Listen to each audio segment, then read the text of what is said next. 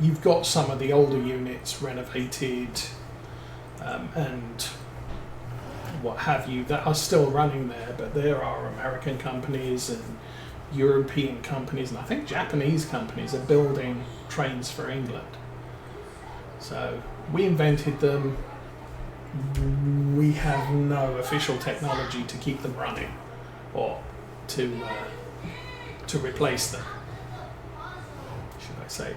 We can keep them running. We have the engineers to keep them running. We just don't have the technicians. We just don't have the production facilities to make them. Actually, last week, I think it was last week, I heard that the last coal-fired steel plant was closing in England.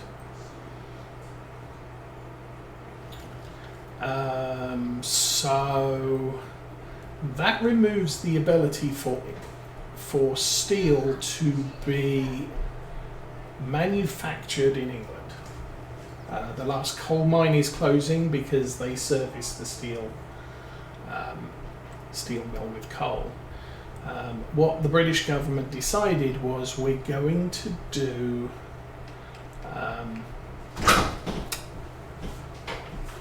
what is it?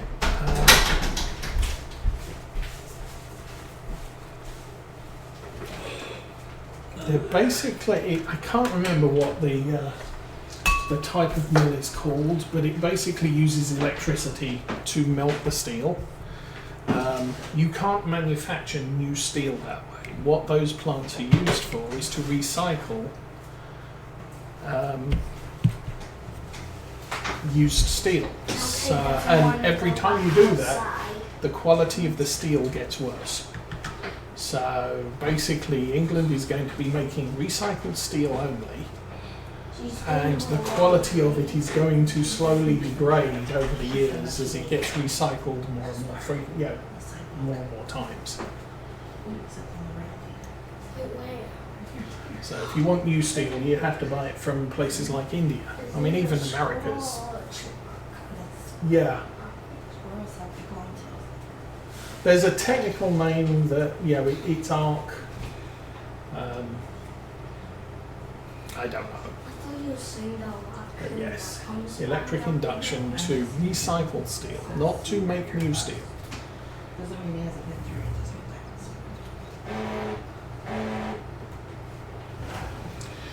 Which is a little sad considering Britain's steel used to be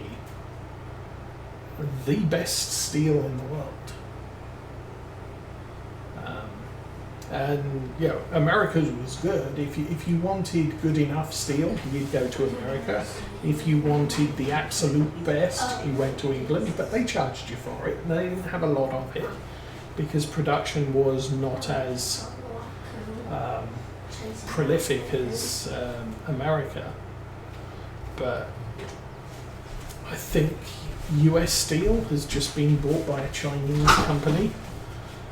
So who knows what the quality of that's going to be going forward.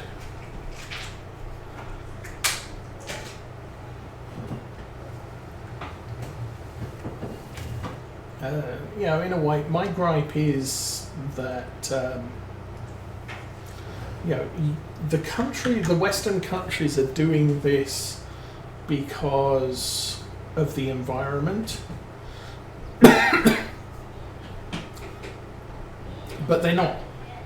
They're introducing regulations that makes it too expensive to do a thing in America, Europe, wherever. So what they do is they export their production to countries that just don't have those restrictions. In fact, don't have the old restrictions that American companies or European countries could still do business. So you can buy steel cheaper from China, so a lot of people do, but the quality's bad, and they are pumping way more crap into the atmosphere than any of even the last British steel manufacturer or the steel plant was pumping into the atmosphere. So not only are you not really doing it for the environment, you're just doing it for the local environment. Same with food. You're not allowed to use nitrogen, you're not allowed to do this, you're not allowed to do that. Your diesel costs 10 times more than it used to. There's no cap on your electricity costs, so Tom Pemberton's gone and installed solar panels on his farm to offset the cost of electricity. He makes it himself. Because otherwise the electricity company would put him out of business, because the electricity just isn't capped. The price isn't capped. For residential it's capped. But it's all, we do this for the environment. No, you're doing it because the locals are complaining. Yeah, and that's right.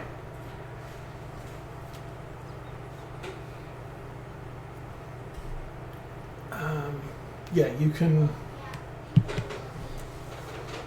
can move the pollution away from where you live, but what you can't do is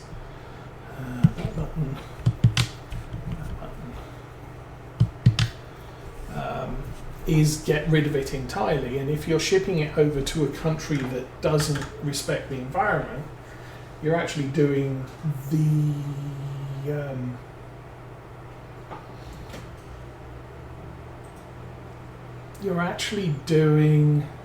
the environment a disservice by exporting it to someone who's going to pollute it more and more. So that's unfortunate. How are we doing? This actually, we're not in too bad a condition here.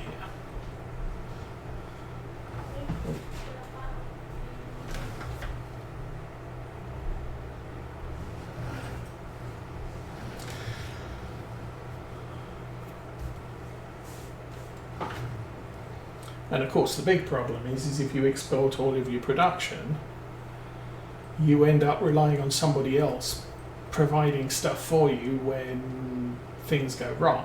So during the recent outbreak of the plague, we had to import a lot of drugs because we don't make our own anymore a lot of the time. At least America still does have a vibrant drug manufacturing,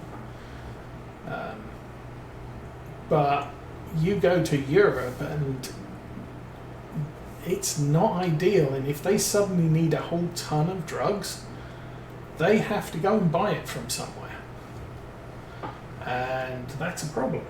And Europe also has this bee in their bonnet of, oh yeah, that drug is used to put people to sleep that are going to be executed in an American prison. So you're not allowed to buy that because you're encouraging the Americans to make that drug. So, yeah.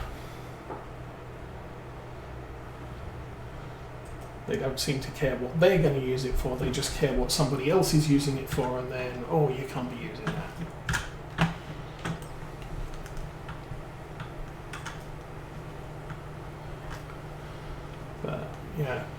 That's going to happen with food as we reduce food production in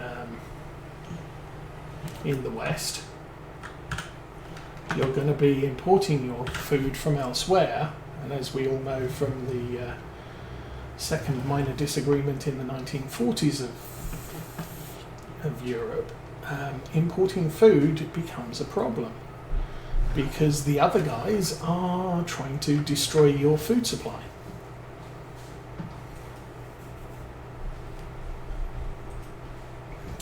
It's one of the amusing things about that way and that way. Americans have a bad view of English food, and the reason they have a bad view of English food is because of all the stories. Why am I stuck on something? What am I stuck on? Oh, here we go. Yeah, it was the American GIs over in England in the 1940s that were being subject to whatever we can find to eat, because we can't import it from Europe. We can produce our own, but it's only so much, and so a lot of food was steamed or boiled or whatever, and we didn't have the spices from the East, which kind of makes food taste good. And so what ends up happening is people, Americans the American GIs come over and say, English food sucks because, it's stodgy, tasteless crap.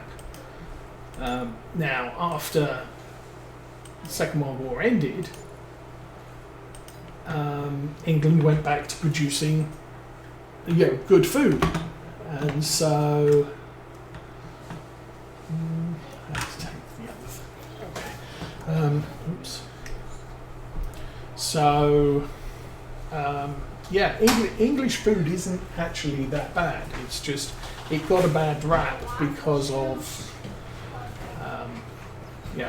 the fact that so many Americans went to Europe in the 1940s and got what was available and cooked in the method that was available. And really, people didn't have much time to make gourmet food. They just made food to feed the family and the visitors. Mommy, can you set off the alarm? Oh yeah, she does that all the time. Or you just open the door and then Kate's all on that too. There we go.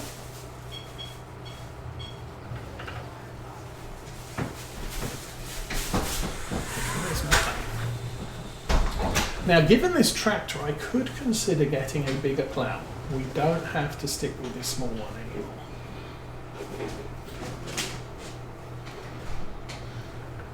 Because I now have two tractors with more than 350 horsepower.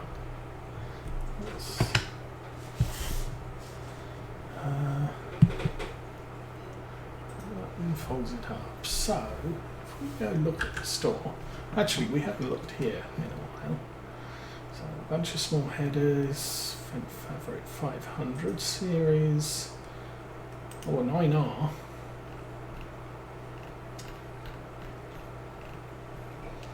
And, yes, one of those. But what was I saying? Big plows.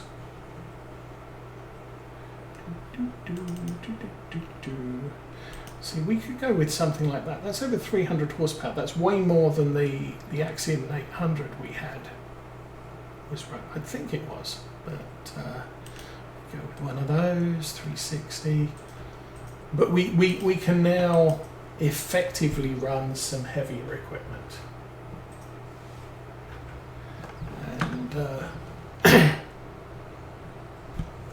And the Zerion and this thing can do all the work.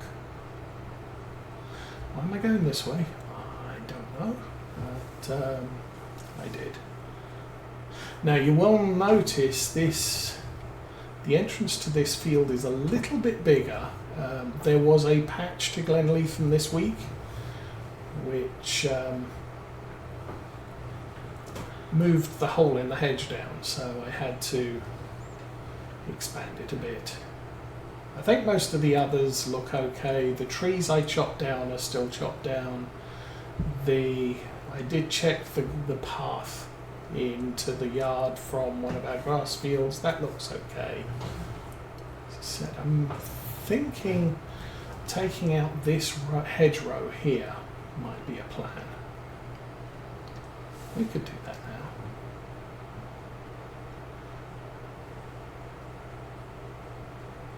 I mean, obviously, to protect the crops, you have hedges between fields.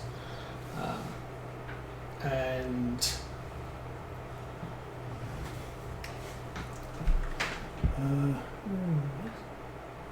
Class Syrian.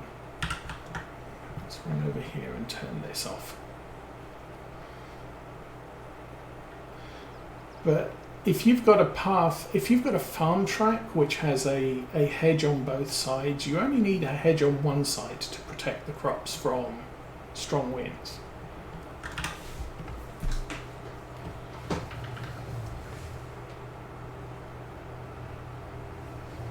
Which is why I'm considering losing some of our hedgerows. So this field could just have a track along the side and take out the hedges. Stop here. Okay.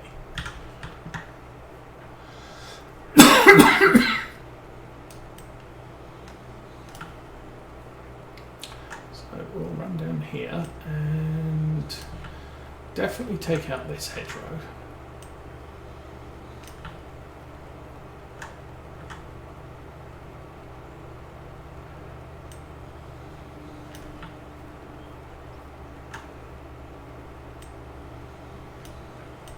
Oops. And then I'll consider the rest of this field as we're working here. Because obviously the next thing we've got to do here is plough these two fields together. Oh, there it is. Plough the two fields together. This one will probably need to be limed. So will the gap between.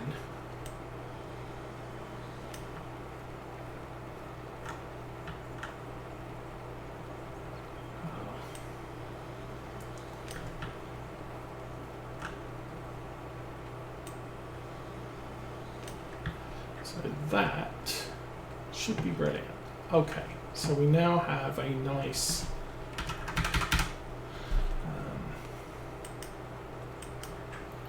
now I have to find where the thing is. Remove logs. Yes. Remove stumps. Yes. Okay. And remove chainsaw. I'll think about it for a little bit, but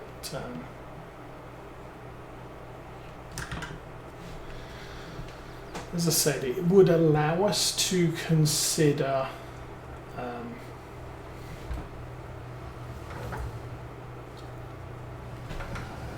actually, I'm going to open that out a bit.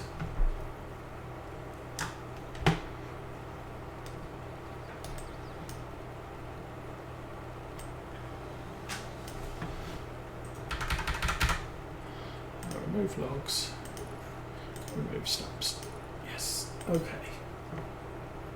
Have them hauled away. The reason I did that was because it encroached on the field there. I could plough down from the straight line there to the straight line there and not have to cater for a hedge effectively in the middle of where I want to go. So if I turn that way, now I need the help. Rotate plough. No. There we go. Where's create fields? Button 23. Which one is 23? 23 is F2. So push that one. And we'll turn the help screen off. And we will lower the plough. Yes.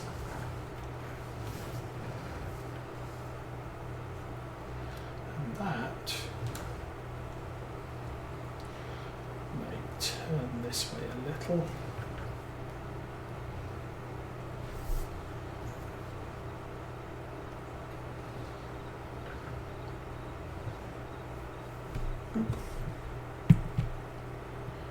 Raise that up. So actually I'm going to turn us around here. We'll flip the plough.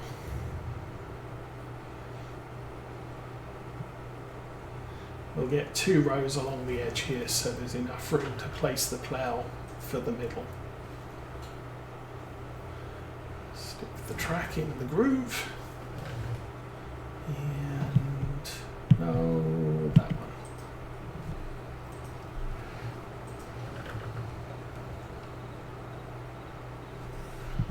That straight across there like that. Alrighty, so that's the start of our field expansion. It does look like I could do another one of those. And that should get me to the point where at least one side of the field break is parallel with the other one, at least for some of its length. So, do a little bit more here.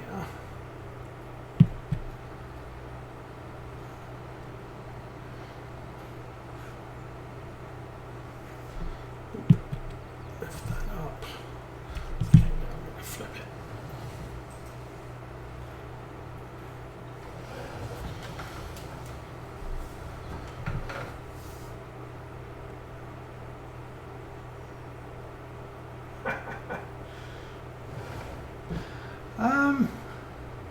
I don't know, baked beans became a staple. I think baked beans have been around since, the 1920s. But yes, English breakfast includes baked beans. Also, our baked beans are not sweetened. So, I view American baked beans are more sort of barbecue baked beans. Baked beans you have at a barbecue, and British baked beans are a little bit more savoury. So you have them with a lot of things. You have beans on toast.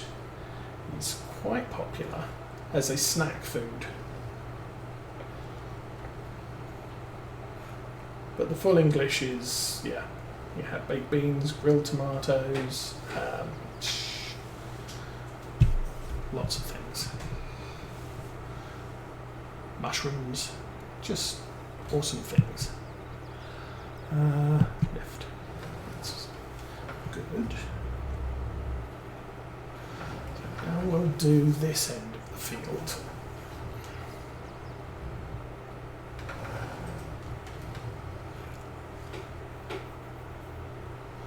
And then we'll join the two up.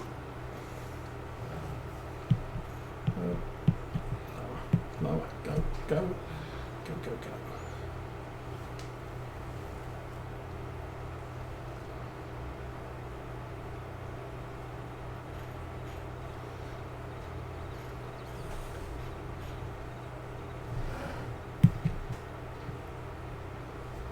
And that kind of looks okay. Actually, that looks kind of awesome. So we'll do another row.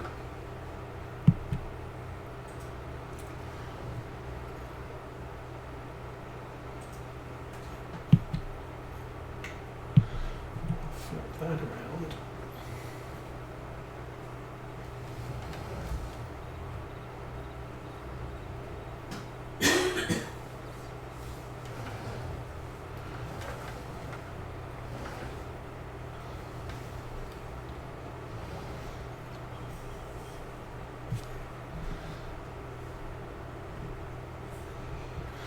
I must say, I haven't had what you would call genuine shepherd's pie for a very long time.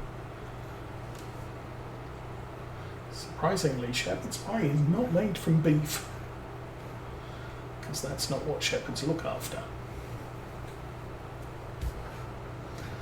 But what's it? Sheep meat prices, whether it's lamb chops, ground lamb, just crazy. So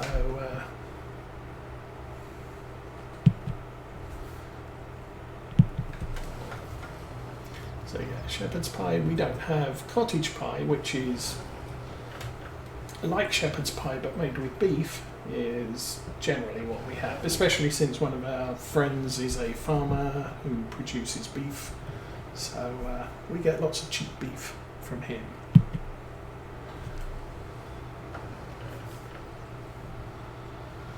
So how are we doing? 10 o'clock already.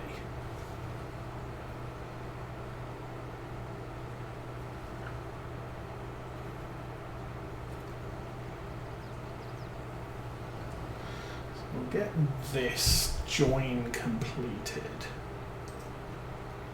I think I'm going to take out that hedgerow. It's just a good idea.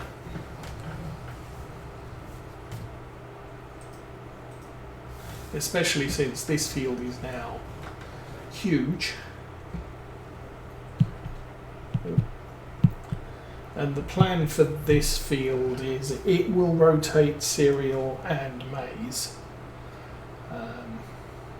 So we won't be doing grass in our maize fields anymore because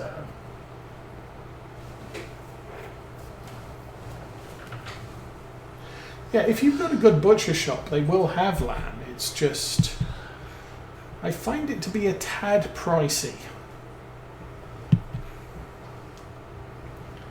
Just extend that a little bit there. Okay, we'll lift that up. We'll put, oh, the power's in. Is that right? Oh, hey. Apparently you can turn the plough on and off, according to that message.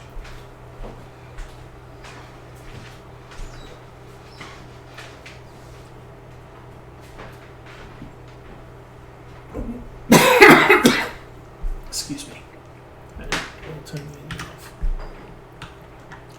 So, as I said, I think I am definitely going to remove this hedge.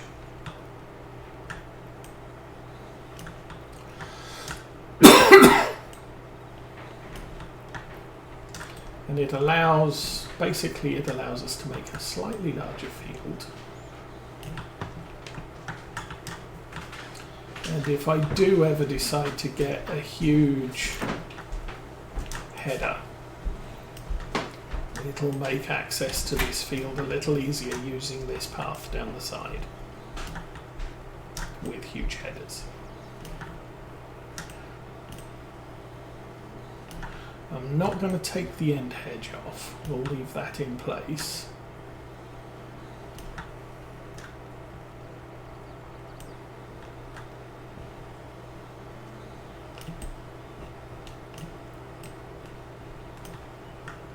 Oh, I missed a piece. There you go. What do I want to do? Remove the logs, yes. Remove the stumps, yes. Back out. Save. So that's the other. That one of the things the patch addressed was what this looks like.